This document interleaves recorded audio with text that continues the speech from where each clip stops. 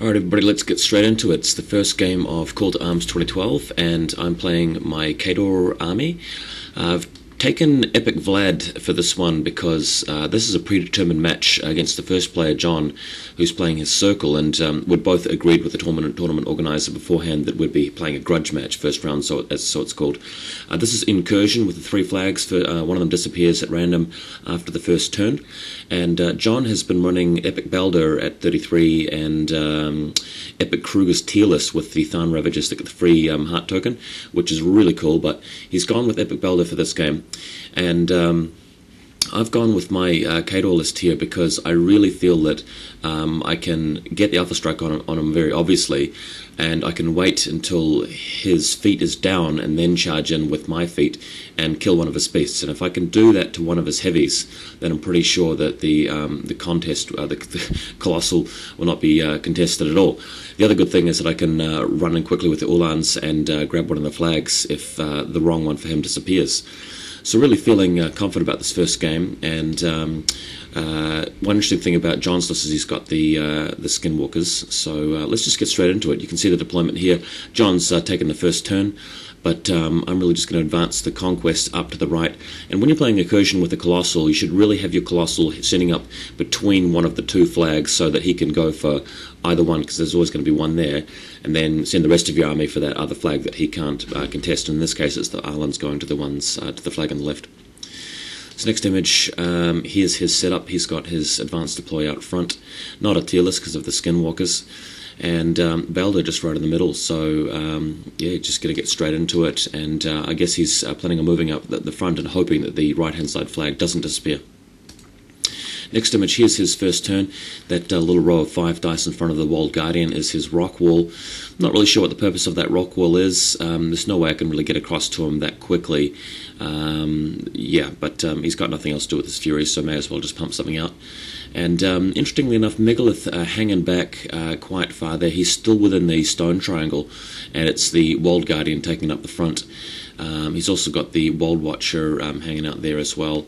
I believe has gone stone form, so just he's really expecting to take the brunt of the first charge and then attrition me later, as Epic Baldur is wont to do.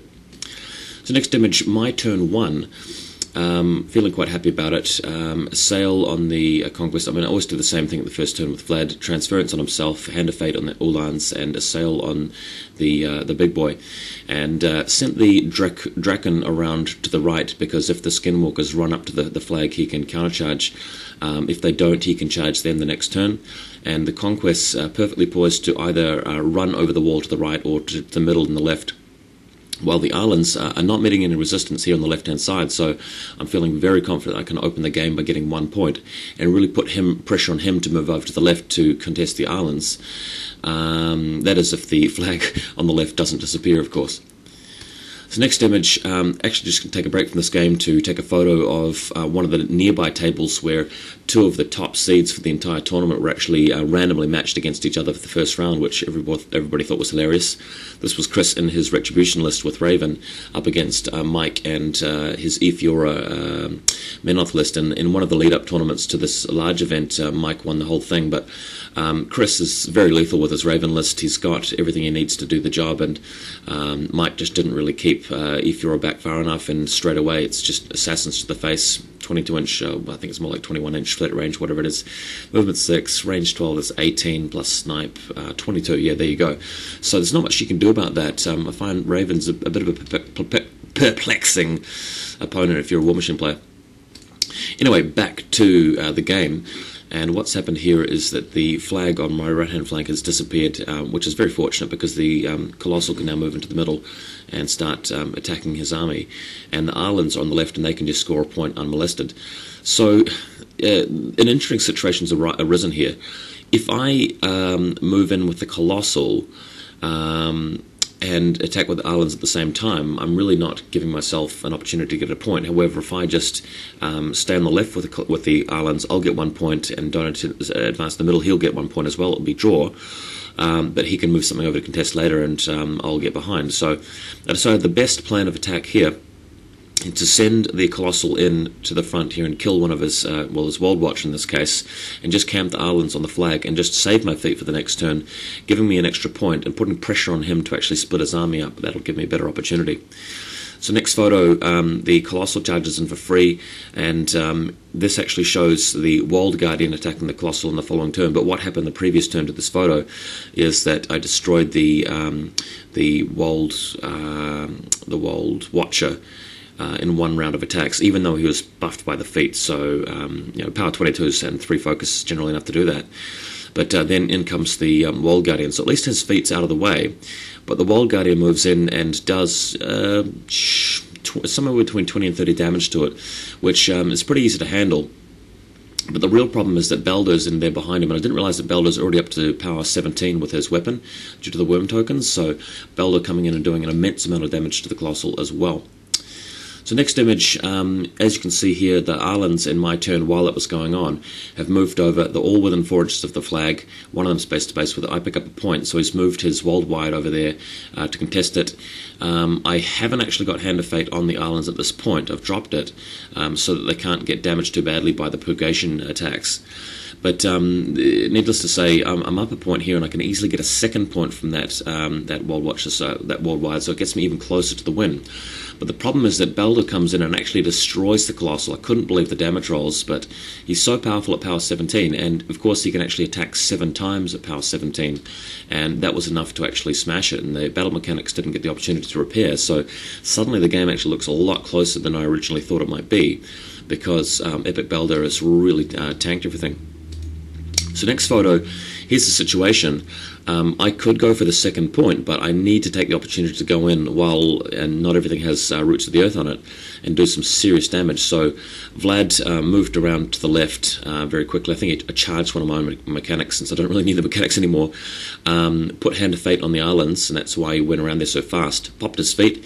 Unfortunately, the only tokens I had on hand were Menoth tokens, but as you can see, the models that have a yellow token next to it have the +3 to all stats, and that includes the Draken to the right and 4 of the islands, and I managed to roll very high for the number of guys affected. So 3 islands immediately charged, Pathfinder charged through the wreckage at a Megalith and destroyed him. Very easy to do when you're going at dice damage with 3 dice with the Cider Burst on top of that at Mat 11, and the horses as well in some cases. So totally smashed him, and the 2 other islands destroyed the Walled Wide. So the plan next turn is to run Vlad over to the other objective and start scoring while I just keep everything locked into the middle. Draken moves in and does some damage to Baldur, who has no transfers. Unfortunately, I didn't have an assassination vector on Baldur because while Megalith was in the way, I didn't have enough charge lanes to him, so I couldn't have really taken him out. I think he had 1 transfer left at the end of it. Next image, Baldur retaliates, moving in and attacking some of the islands. Quite hard to do with defense 16, armor 20-something, 22 I think it is, 23 even, I can't remember. But he does smash them anyway, and actually I think cast Ground Zero at one point to splash everybody away from the flag, giving him a point. In fact, I think he got to a second point at one stage, just because he scored on the turn that he killed the Colossal. So that's a bit dangerous. The Warp Wolves, Warp 1 Skinwalkers doing some damage to the Draken, but not able to kill him because he's so well defended under the feet. And next image, the Walled Guardian moving in, doing some damage to the islands as well, hacking away at them. They are quite tough, but he is power 17 after all, so putting the real hurt on, and really happy about the scenario that's happening there, because he seems to have fell for the idea of getting bogged down with the islands, and that will give me an opportunity to start scoring over the left and perhaps block the route over to what I'm doing. So next image, here's the plan. Vlad simply runs over to the objective. He can still support the army by way of transference, which is up. Doesn't have to upkeep a sail anymore. The mechanics that are really not used for anything else are just forming a line to prevent anything from running over to the flag. And very importantly, had to charge the shifting stones with a couple of the Ulans just to make sure I killed it, because I didn't want the Walled Guardian to be teleported over the line into base to base with everything over there with Vlad and so on. So luckily I got the second point here, and I hopefully I've got enough horsemen close enough to the flag to stop him from starting to score as well. And pretty much next photo, and this is the last photo of the game that I'll take, he does teleport one of the stones over nearby to the flag to stop me from scoring in his turn, and kills the rest of the islands and actually kills the Draken as well. But I'm still contesting that flag, and it simply means that I score at the end on my next turn, going up to 3 after I kill a shifting stone contesting it. So first win in the bag for Khador, and I'm really happy I could achieve that with Epic Vlad, because my Epic Vlad list on paper isn't really a very good list, but it has these really good situations, and against small circle armies in particular, when you can out-threat circle and put tons of damage on them, it's very hard for them to recover, and as a circle player myself, I understand that quite well, so that was how the list was designed. But yeah, I'm confidently got the first one under my belt. We're heading into round 2 very shortly, and stay tuned for the next bat rep.